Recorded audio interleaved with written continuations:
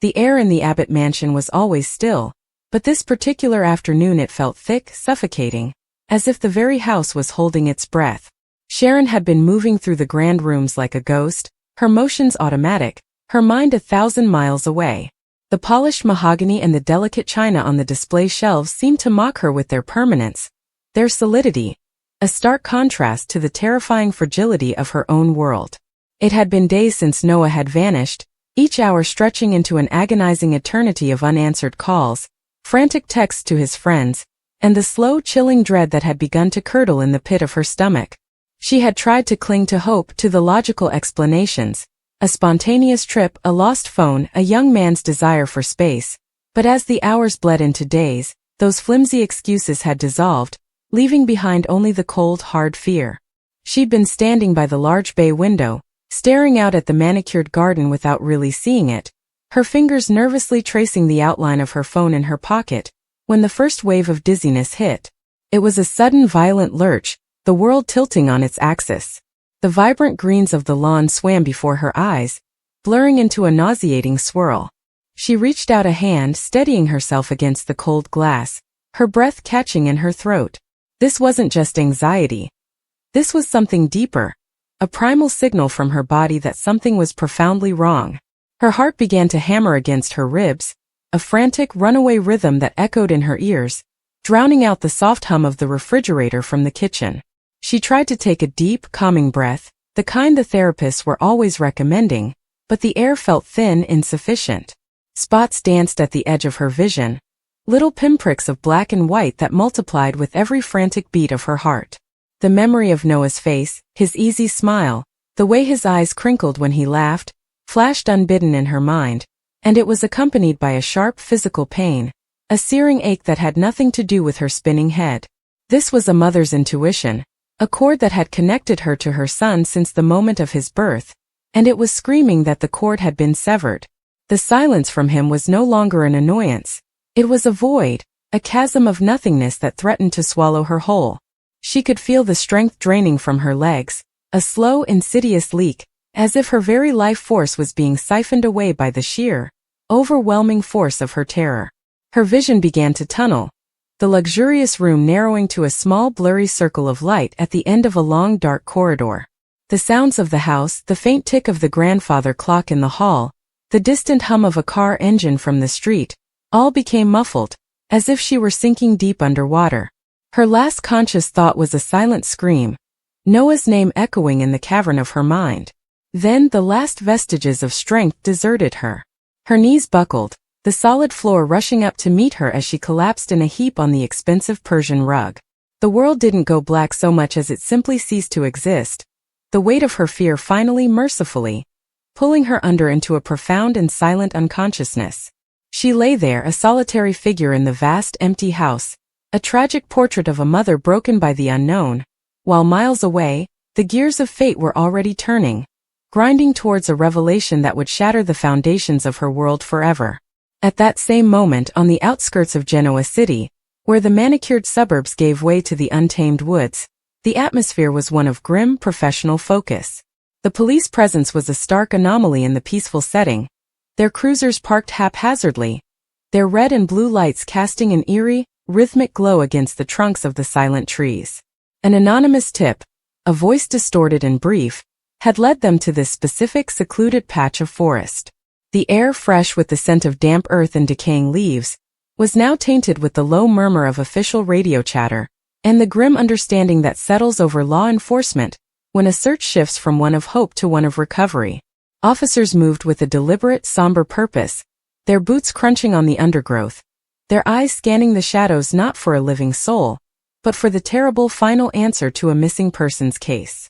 The birds had fallen silent, as if in respect for the solemnity of the human drama unfolding beneath the canopy.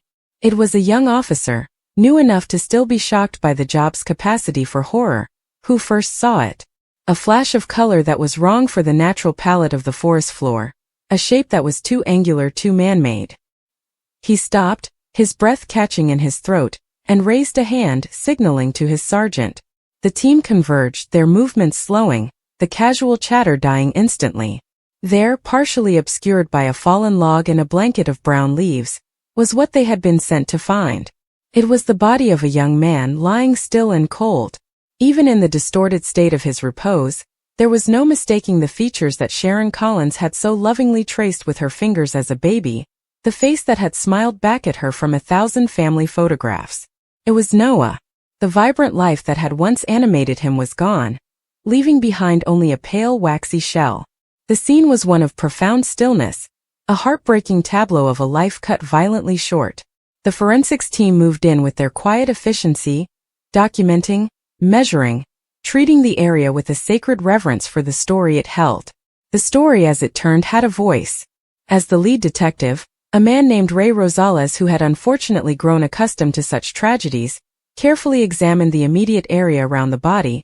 His flashlight beam fell upon a small white rectangle lying near Noah's outstretched hand. It wasn't a piece of random litter. It had been placed there deliberately. With a gloved hand, he bent down and retrieved it. It was an envelope, slightly damp from the forest dew, but otherwise intact. And on its front, in a handwriting that was familiar to anyone who knew the players in this city's intricate dramas, was a single name, Sharon. The air seemed to grow even colder. This was no longer just a death investigation, it was a message. Ray's jaw tightened as he carefully, meticulously, slid the letter out from its container. It was a single sheet of paper filled with the same now chilling script. He began to read, his eyes scanning the words, and with each sentence, the puzzle pieces of this tragedy began to click into a horrifying, devastating picture. The letter was from Matt. The words on the page were a torrent of confession, accusation, and a twisted form of justification. Matt's penmanship, usually so controlled, was a frantic scrawl, betraying the turbulent storm that had raged within him as he wrote. He spoke of a deep, festering jealousy, a resentment that had been poisoning him for months, perhaps years. He wrote of watching Noah live a life that seemed so easy, so blessed. A life of family support, of opportunity, of a future that seemed guaranteed. He described Noah's relationship with his mother, Sharon, with a particular obsessive bitterness, seeing in their bond something he felt he had never had, something he believed was his rightful due. The letter detailed a confrontation, a meeting that had been arranged under the guise of friendship, of clearing the air. They had met here in these very woods, a place they had played as boys, a place that had once symbolized innocence. The argument had escalated quickly, fueled by Matt's pent-up rage and Noah's likely confusion and defensiveness. Harsh words were exchanged, truths and lies blending into a toxic cocktail. According to the letter, Noah had tried to leave, to walk away from the escalating madness, and that was the final, unforgivable provocation in Matt's eyes. To be walked away from, to be dismissed, was the ultimate insult. The letter described a blur of motion, a surge of blinding red-hot anger. Matt claimed he hadn't planned it, that it was a crime of passion, a moment where something inside of him simply snapped. He wrote of pushing Noah, a shove that was fueled by all the frustration and envy of a lifetime. Noah, caught off balance, had fallen, his head striking the unforgiving, gnarled root of an ancient oak tree with a sickening, final thud that, Matt wrote, would echo in his own mind for the rest of his life. The letter then took an even more sinister turn, shifting from a confession to a direct address to Sharon. He wrote to her not with apology, but with a perverse sense of ownership. He spoke of his long-held affection for her, an obsession that had warped into something dark and possessive. He said that in taking Noah from her, he was taking away the person she loved most, forcing her to see him, to understand the depth of his pain by inflicting an even greater pain upon her. It was a monstrous act, framed in the letter as a twisted love letter, a final devastating attempt to connect with Sharon by destroying her world. Back in the Abbott mansion, the world remained unaware. The silence was broken by the frantic arrival of Nick, who had grown worried after his own calls to Sharon had gone unanswered. He found her there on the floor, a sight that sent a jolt of pure terror through his own heart. He rushed to her side, his fingers finding a weak but steady pulse at her throat, a small mercy in the overwhelming panic of the moment. He gathered her into his arms, calling her name, his voice thick with fear. As he was dialing for an ambulance, his phone vibrated with an incoming call from Ray.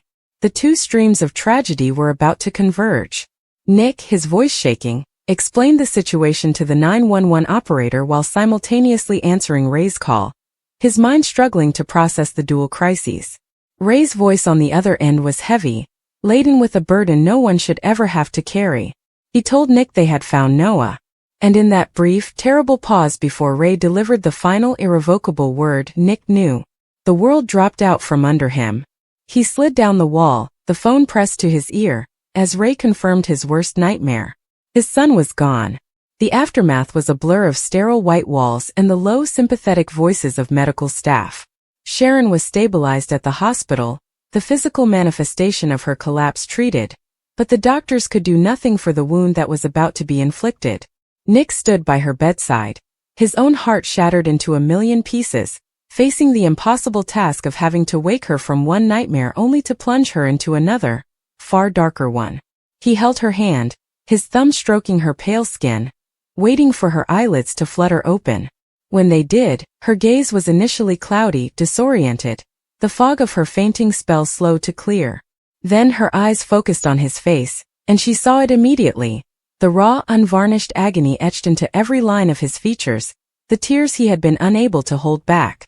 Her own memory came rushing back, the dizzying fear, the crushing weight of the silence.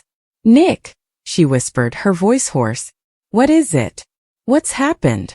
He squeezed her hand, his own grip trembling, searching for words that did not exist, for a way to soften a blow that was inherently unsoftenable.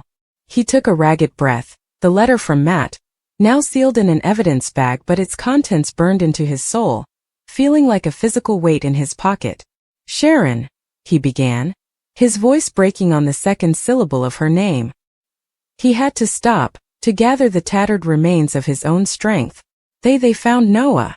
A flicker of hope, desperate and heartbreaking, lit in Sharon's eyes for a single fleeting second before it was extinguished by the profound sorrow in his. She saw the truth there reflected back at her, a truth so monstrous her mind recoiled from it. She shook her head slowly, a denial, a refusal to allow this reality into her world. "No," she breathed. "No, Nick, tell me he's okay. Tell me he's in trouble, tell me he's hurt, but tell me he's alive." Her voice rose with each word, edged with a frantic hysteria. Nick could only look at her, his silence speaking volumes. He then, with a hand that shook violently, reached into his pocket and retrieved the photocopy of the letter Ray had allowed him to see. He didn't hand it to her. He couldn't. He simply held it, the stark white paper, a condemnation. "There was a letter," he said, the words tasting like ash. "From Matt." The name hung in the sterile air between them, a name that had once been associated with a friendly face, a family friend, and was now forever synonymous with pure evil. The scream that tore from Sharon's throat then was a sound that had no place in a hospital, or in any civilized world. It was a raw, guttural, animalistic cry of agony, the sound of a soul being ripped in two. It was a sound of every hope, every dream, every memory of her child being annihilated in a single catastrophic moment. She clutched at the starched hospital sheets, her knuckles white, her body convulsing with the force of a grief so total it was physical. The carefully constructed walls of her life, built over decades, crumbled into dust around her. The knowledge that her son was not just gone, but had been taken, his life stolen by someone she knew, someone whose confession was laced with a warped declaration aimed at her, was an unbearable, searing pain beyond any she had ever known. The world narrowed to this single suffocating point of suffering. The kindly nurses, the beeping monitors, Nick's arms trying to hold her. It was all background noise to the deafening roar of her loss. She was adrift in a black ocean of despair, with no shore in sight, the letter from Matt serving not as an explanation, but as the brand that sealed her eternal torment, a constant, cruel reminder that her greatest love had been the catalyst for her greatest loss. The faint had been an escape from the anxiety of the unknown. This waking reality was a life sentence inside a prison of grief, and the key had been thrown away forever, lost in the dark, silent woods where her son had drawn his last breath. Sharon had spent the entire night pacing through the living room of crimson lights, her nerves stretched thin by the silence from Noah. He had promised to call after meeting someone he described only as an old friend with answers, but the hours dragged on without so much as a text. She told herself he was fine, that maybe he had lost track of time or simply needed space, but every instinct in her body whispered that something was terribly wrong. Sharon had learned to trust those instincts over the years, They had saved her more than once. But tonight, they only fueled a growing sense of dread she couldn't shake no matter how hard she tried. By the time the sun rose, she was trembling. She closed the shop early and locked the door behind her, hoping a few hours alone in her house would settle the unease clawing at her chest. Instead, the silence inside was suffocating. She grabbed her phone, debating whether to call Nick again. He had left earlier that morning to check the last place Noah had been seen, but he hadn't called back. Sharon knew Nick well enough to understand that silence from him usually meant he was trying to shield her from something. That thought made her hands shake even harder. She fumbled with her phone, nearly dropping it as she dialed, but before the call could connect, she heard a knock at the door. Sharp, urgent, unmistakably official. Her heart stopped. 2 uniformed officers stood on her porch. Their serious expressions told her everything before they even spoke. Sharon gripped the doorframe to steady herself, her knees threatening to give out. One officer asked if they could come in. The words hit her like cold water, and she stepped back numbly as they entered. They asked her to sit down, but the air felt too thin to breathe, let alone move. She forced herself onto the couch, her pulse echoing in her ears. The officer's voice softened as he began explaining that Noah's car had been found off a rural road outside Genoa City. It had been hidden by overgrown brush, as if it had been there longer than anyone realized. Sharon felt her throat tighten as she whispered Noah's name. When the officer said they had discovered a body nearby, Sharon's vision went blurry. She shook her head, refusing to hear the rest. Bodies could be anyone, there was still a chance there had to be. But then the officer placed a folded piece of paper on the coffee table, sealed in an evidence bag. He said it had been found in the victim's hand. Sharon stared at the handwriting visible through the plastic. Even distorted by the bag, she recognized the script. It was unmistakable. It belonged to Matt Clark. Her breath caught painfully, and her hand shot to her chest as she began to shake violently. Nick burst through the front door at that very moment, shouting her name. She barely heard him before her world tilted sideways. The room spun, the officers' voices blurred together, and a suffocating wave of grief crashed over her like a tidal force. The last thing Sharon saw was Nick rushing toward her as the darkness swallowed her. She collapsed to the floor, her body giving out before she could even cry his name. Sharon had fainted more than once in her life during moments of extreme stress, but nothing compared to the devastation that overtook her now.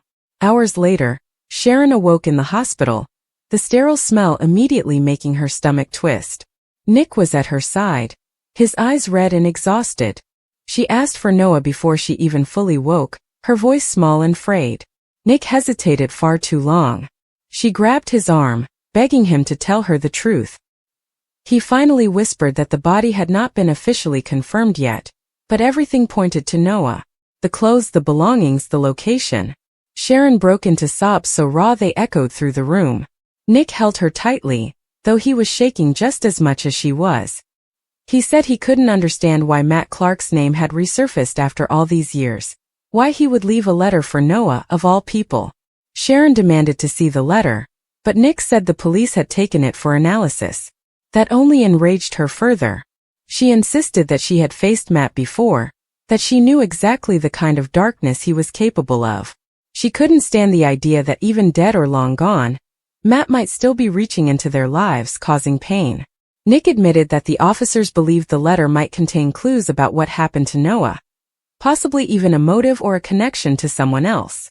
Sharon wiped her tears and stared ahead, her grief beginning to transform into something sharper, more purposeful. She refused to lose her son without understanding what had been done to him. The police returned later that afternoon to interview Sharon. She answered every question through tears. When she last saw Noah, whether he had mentioned Matt recently, whether he had seemed afraid. She recalled how Noah had been distant the past few weeks, how he had made cryptic comments about unfinished business that he needed to confront. Sharon now knew that whatever he had been involved in, Matt Clark was somehow at the center of it. She told the officers everything she remembered about her history with Matt, including the manipulations, the terror, and the trauma. The officers listened carefully, taking notes, their concern deepening as Sharon spoke. Later in the evening, Ray arrived. Though no longer with Sharon romantically, he cared deeply about her and the family. As a former detective, he immediately sensed that something about the case didn't add up. He offered to help Nick and Sharon navigate the investigation, knowing the police would be overwhelmed by the complications of Matt Clark's legacy. Sharon took comfort in Ray's presence. His calm voice soothed the chaotic storm inside her for a moment, reminding her she wasn't alone. But she still felt as if the world was closing in on her, each second stretching painfully as they waited for official confirmation of the body's identity. When the medical examiner finally contacted them, Sharon felt her soul leave her body. The officer spoke gently, but the words came with devastating clarity. The fingerprints were a match. It was Noah. Sharon collapsed into Nick's arms, her cries tearing through the hallway. She begged for one more chance to see him, to hold him, to tell him she loved him, but they told her the body was still under examination. Sharon felt helpless, her grief consuming every part of her. Nick tried to hold himself together for her sake, but he broke down too, unable to imagine a world without their son. That evening, they were finally given access to the letter. An officer handed Sharon a copy, warning her that its contents were disturbing. Sharon's hands trembled as she unfolded the page. Matt's writing was cold, taunting, and filled with references to their past. He claimed that Noah had uncovered a truth that should have remained buried, something Matt believed would destroy both Sharon and Nick if revealed. The letter implied that Noah had confronted someone connected to Matt's past actions, and that confrontation had led to his death. Sharon stared at the words, her tears blurring the ink, her heart pounding with both terror and fury. Ray read the letter over her shoulder, his expression darkening. He said it wasn't just a confession, it was a warning. He believed someone else was involved, someone alive, someone working on Matt's behalf or continuing his agenda. Sharon felt a chill run through her as she realized that Noah hadn't just been targeted randomly. He had been silenced.